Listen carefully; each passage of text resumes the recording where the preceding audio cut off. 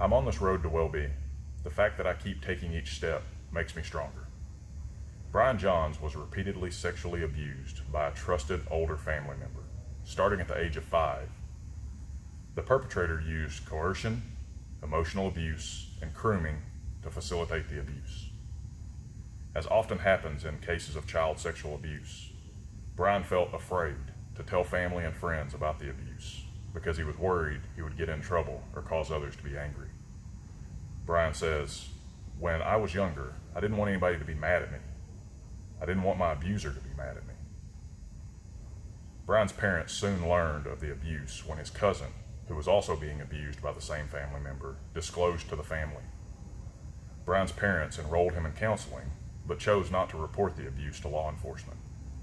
At the time, he was not ready to disclose the abuse, but as an adult is grateful that disclosure happened early. "I needed it to move forward and begin my healing process," he said. After his family learned of the abuse, Brian remembers feeling ashamed and responsible for the emotions of those around him.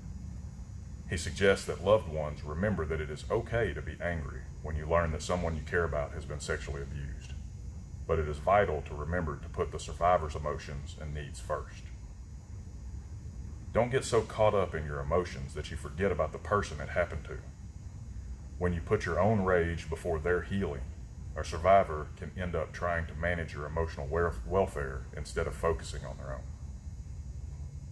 As many men and boys who are survivors of sexual abuse do, Brian faced a specific set of challenges, including self-blame, difficulty in relationships, and concerns about sexual orientation. He says, "I feel ashamed for years because not all of what I experienced was painful. When you're exposed to such sexual activity in your formative years, it complicates so many things." Brian has found writing about his story to be helpful in his healing process and recently published his memoir in which he touches on the themes of sexual abuse, self-esteem, and relationships. Black men have the stigma attached to us to be strong, unmoving, unfeeling, Brian says. If anything comes from this, I want young black men who are not paid attention to, or any survivor, to know that they are not alone.